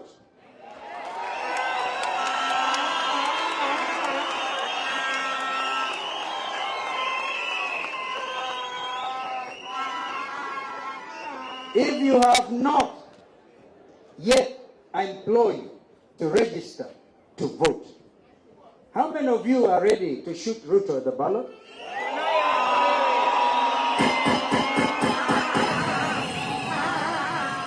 This is what will make Ruto wanton.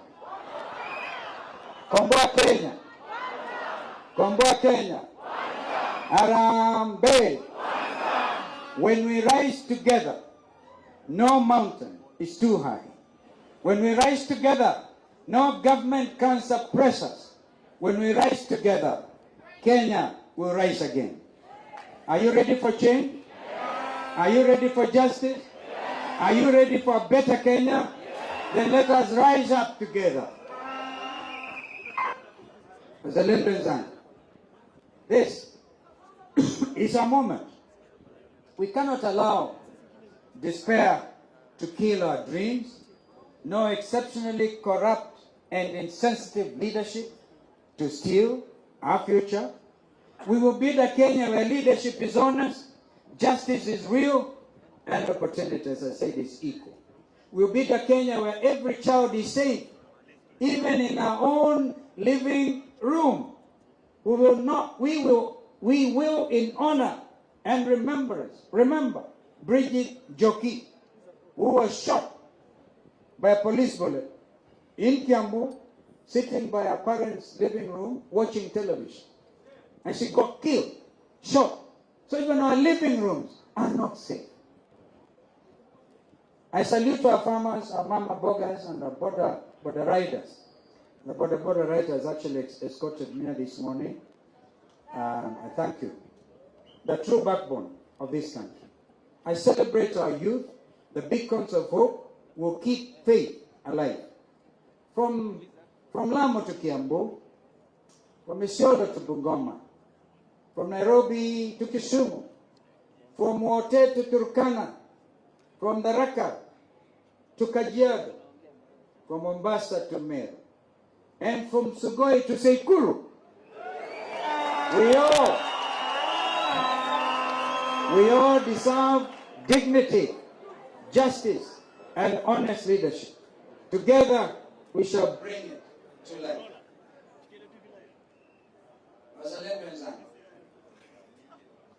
The Wiper Patriotic Front is ready. Our united coalition is ready.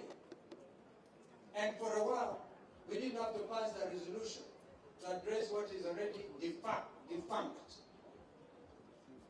My sister mother is here, and brother Eugene is here. They passed a resolution.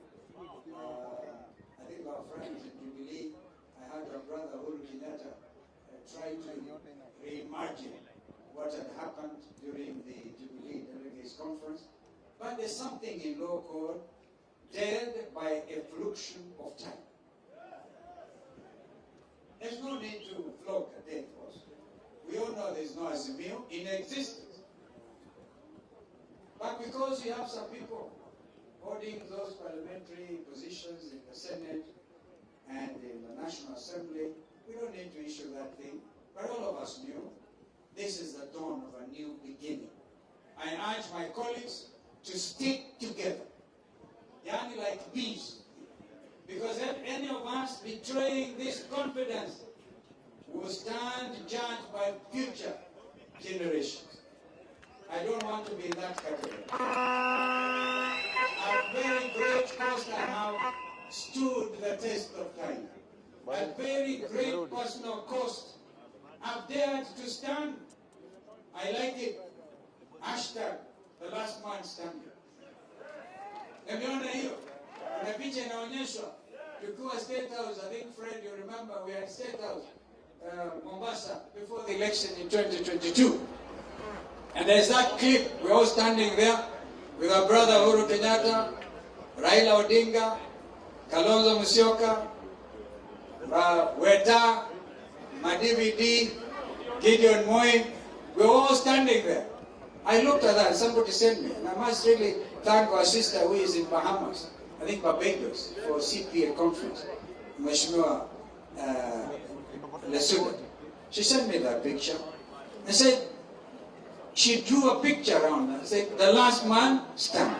We're all going to stand. It's not going to be the last man. How many of you are ready to stand with the last man standing?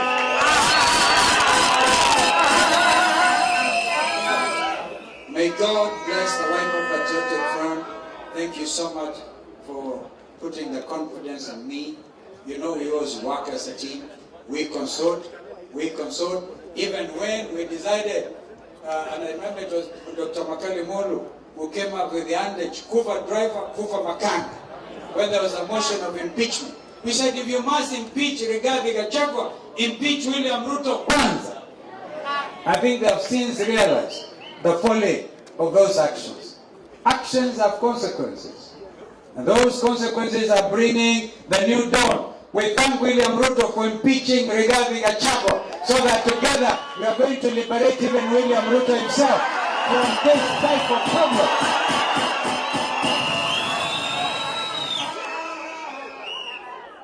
And they say, it was Shakespeare who said, there's a tide in the affairs of man, taken its height, leads to fortune. Abundant. The rest of life is lived in mystery. It's a paraphrasing. I want to encourage you, Ndugu Rigathi. You stand stronger than when you are deputy president. Nobody knew you. Now the country knows you. My sister mother, my twin sister, you were with Ruto, Raila's running mate. You were the first one to say, he, haifanyiki, most principled, amazing Kenyan lady, even the region, standing for justice, and everywhere in our region. My sister mother, I'm very proud that you call me your political twin. We will stand together.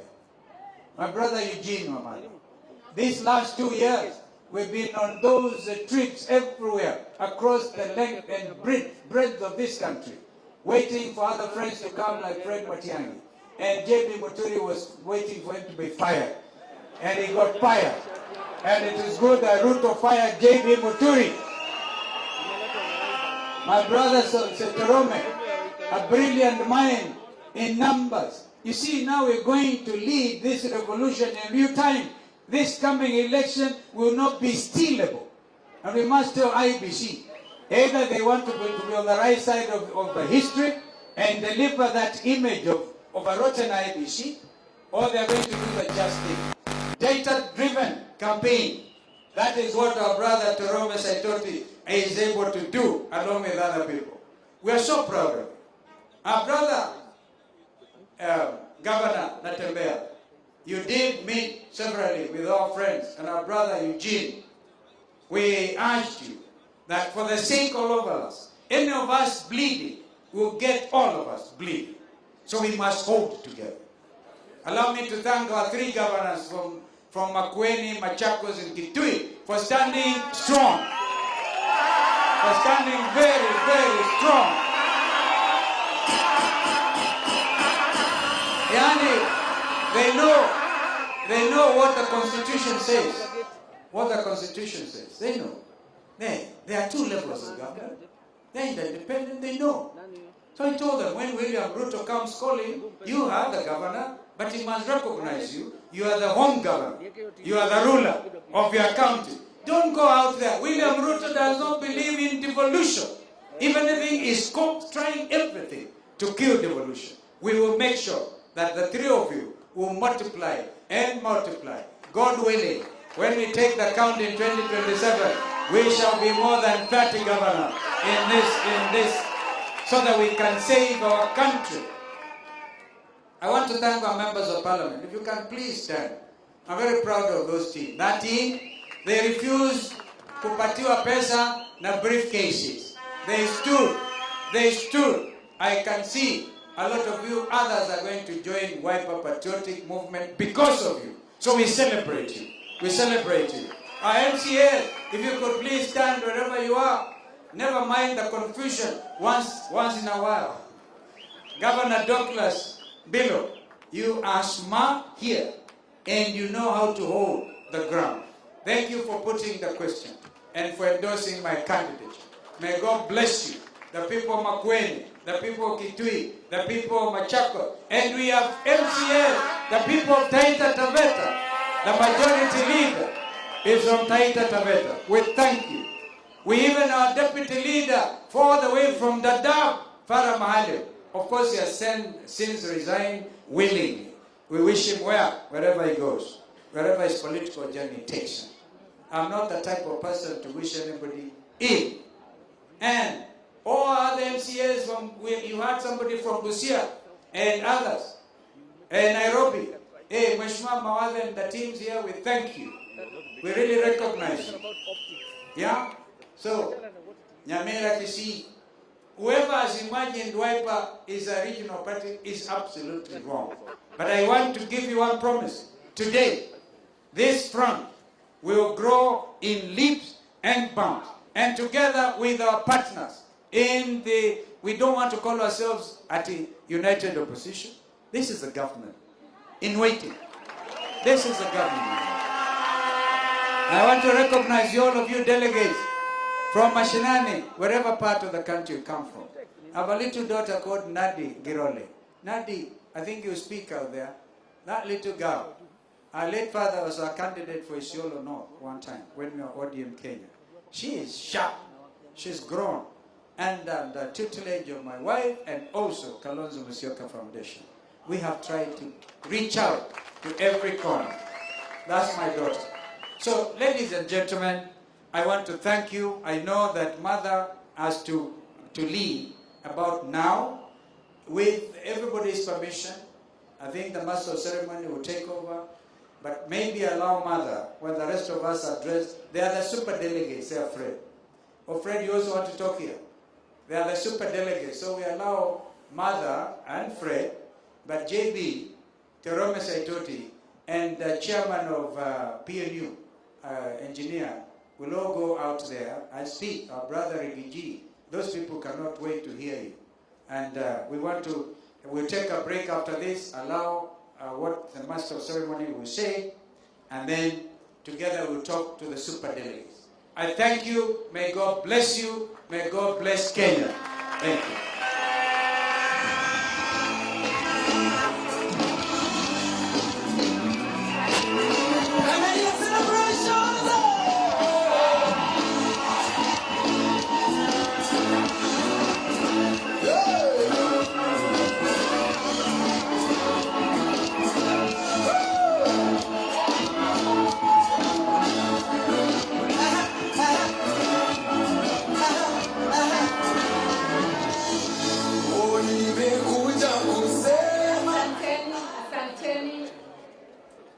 Your Excellency, Kalonzo Musyoka, Wiper's duly nominated presidential candidate for 2027.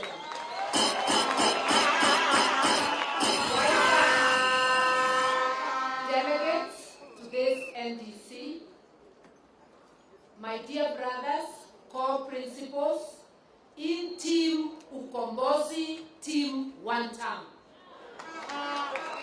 It is a great moment today. I want to begin by congratulating my political twin for being nominated in this very colorful, very well organized, very well attended NDC, and to congratulate the Wiper Patriotic Front, its delegates, and in particular, the governors and members of parliament for remaining steadfast. Wiper has been an exemplary party, and this is not the first time I am saying it. I remember saying it somewhere in Naivasha, and I remember you were there, Governor Wabinya. We admire the leadership of my political twin, His Excellency Kalonzo Musyoka, the way he has held the Wiper Patriotic Front together, what he represents, and the way he has stood with the people of Kenya.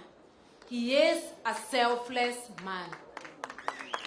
For that, I admire and respect him for his stand. And today, what he has said here today is what I too and our colleagues believe in. We are together on a journey to liberate this country. And I note that today, when we say Wiper, munajibu sio Wiper. Wiper! Iyo museme kwa nguvu. Wiper! Wiper! We are on a journey to liberate. We in the People's Liberation Party, we say it, but we say it slightly differently. We say unite, liberate. Nikisema PLP, munanipatia unite, liberate. PLP. Unite, liberate. Kwa Kiswahili tunasema tuungane, tujikomboe. PLP. Tuungane, tujikomboe. You can see, we are on a journey to liberate. And when I listen to my other brothers, what they say is about liberating the country. We are liberating the country from the yokes of oppression. Someone's finger is on our throats. Someone's boots is on our throats. They are exploiting the nation and its people worse than the extractive colonial regime. Why would they tax people beyond the point where a family is no longer able to feed itself? Why are they taking our money in share shift, a theft syndicate? Yet they are leaving the burdens of the bills to the families. Why are they taking the housing levy? I am happy to hear my brother say he would scrap it as the first item. I will not repeat everything my brother has said. I've only touched on a few to show that we are of the same mind. Should the united opposition pick my twin brother as the flag bearer, I pledge to stand with him to the end.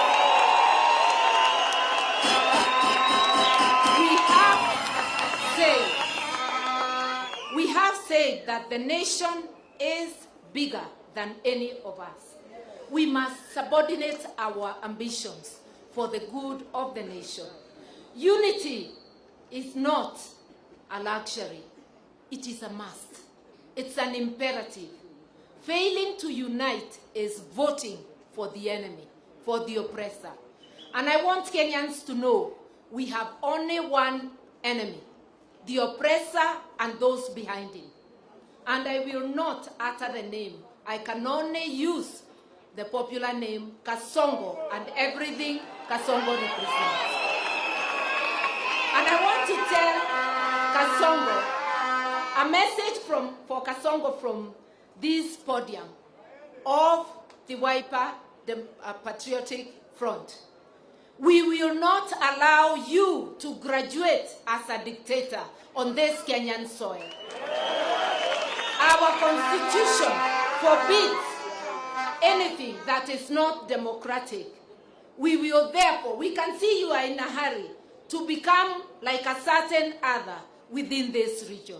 We will not allow any such graduation, we promise you.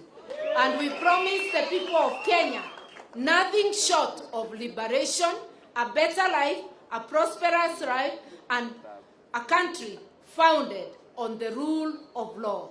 A country founded on equity, on justice, on social justice, and on everything that the Kenyans deserve. And we therefore say, mambo ni, sio poa, ni one time. Mambo ni, kila mahali Kenya mambo ni. Mimi naomba kuondoka. Tunaenda kwa mkutano mwingine, sio wa kisiasa. Huyu ni wa akina mama, tunaenda kumpatia tunzo mwenzetu ambaye amefikisha miaka 100. Kwa hivyo, muniruhusu nielekee, lakini nitawacha my agency Secretary General Asha Bashir ndivyo apate nafasi pia kusalimia the super delegates. We have a big team here of our members who include 2 professors. The Secretary General will recognize them when the time comes. I want to thank you, to apologize for having to leave early, and once again to congratulate you on this very auspicious occasion. Asante.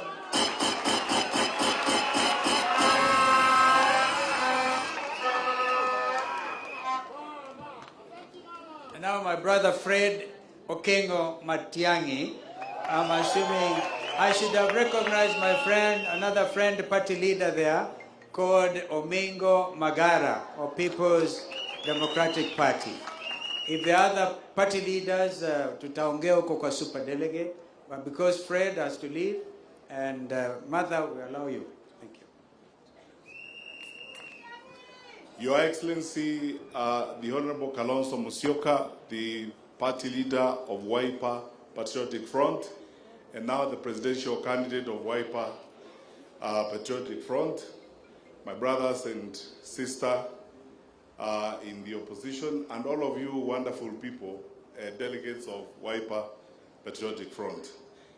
First of all, thank you so much, Your Excellency, for graciously and kindly indulging me to make some remarks because I'm traveling up country. First, let me start by congratulating you for a wonderful delegates conference you've had, and most importantly, for your nomination formally now as the presidential candidate for Wiper Patriotic Front. Secondly, Your Excellency, thank you for making an excellent speech. I associate myself and support every word that you uttered from here. So in a sense, you actually spoke for all of us this afternoon. My fellow Kenyans, there are many things we could say at this point in time, but I want to say only two.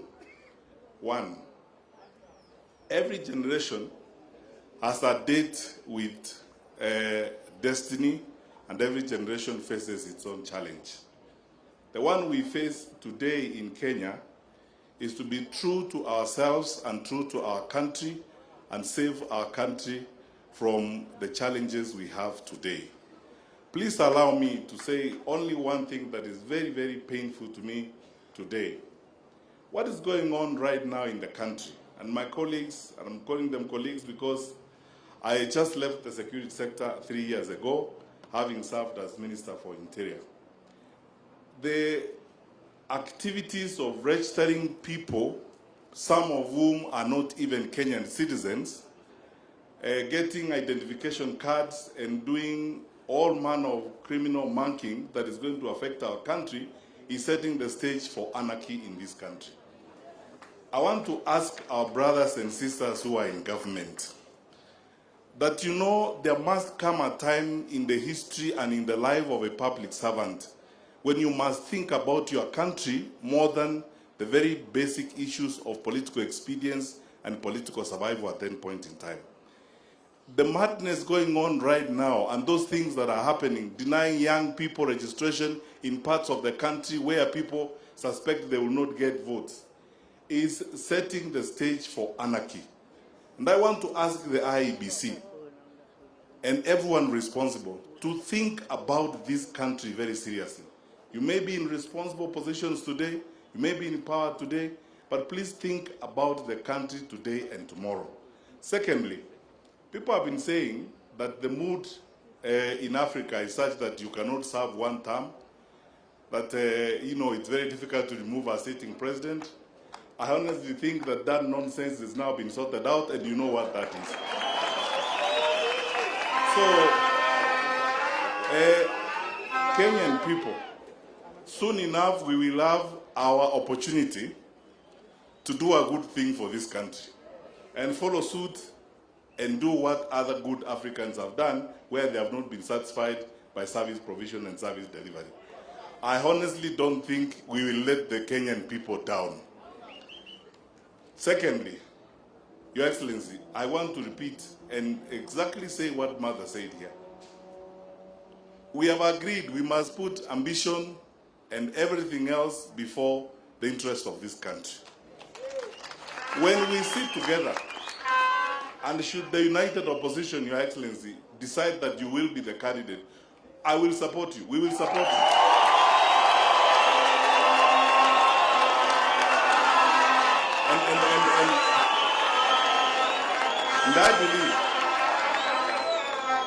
And I believe that when that time comes, when we all sit together, consult everybody, and a method is found of identifying a candidate or one of us who will deliver and be first among equals, we should all rally behind that individual. And as I've said here openly, Your Excellency, if that person is yourself, we will support you and back you, because in any case, that's what we want.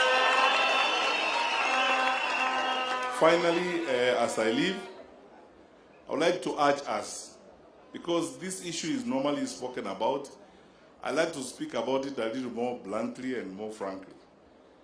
My brothers and sisters, fellow Kenyans, it is good that we tell you the truth. Building an opposition or a coalition is a journey of alignment and coming together. we will be together in spite of our differences, not because we don't have differences. We will work on this together. It's a long journey that we are determined to walk together. The goal we have is greater than the sum total of each one of us here. So, occasionally, if we argue sometimes, or if we have differences of opinion, that is precisely because we are a group of people who are passionate and love their country. We do not expect that Kenyans want a government that looks like a boys' choir or a girls' quartet. It is supposed to be a group of people who are smart, who reason, who work together, who argue, then they come together and form one government. So, as we go forward, we will have our own active moments of fellowship. But we assure you that even during that fellowship, Kenya will be opportunity and priority number one as we go forward. So let us stay the course and continue to work together.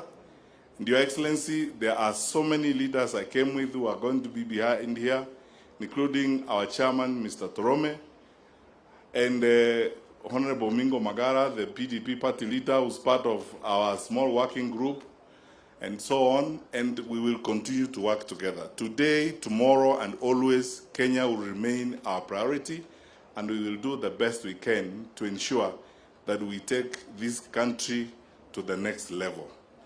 May God bless you indeed as we walk through this, and may we stick together, and may unity describe us as we demand that, as I said earlier, people who say that there would never be one term, let them just wait 2027 and see what will happen. It will be one term.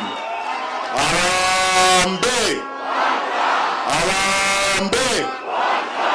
The resolution is, God bless you.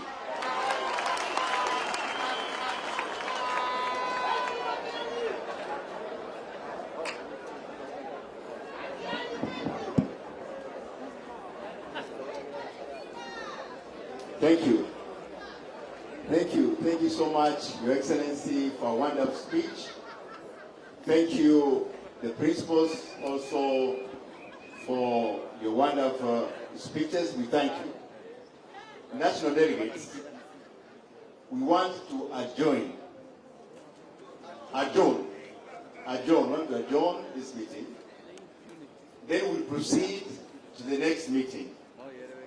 So I want us, therefore, to invite the organizing secretary to give us the next program so that we are guided accordingly. Organizing secretary. Thank you very much, Chairman. Tafadhali delegates, tumpigie makofi. Now, we are going to proceed. We are not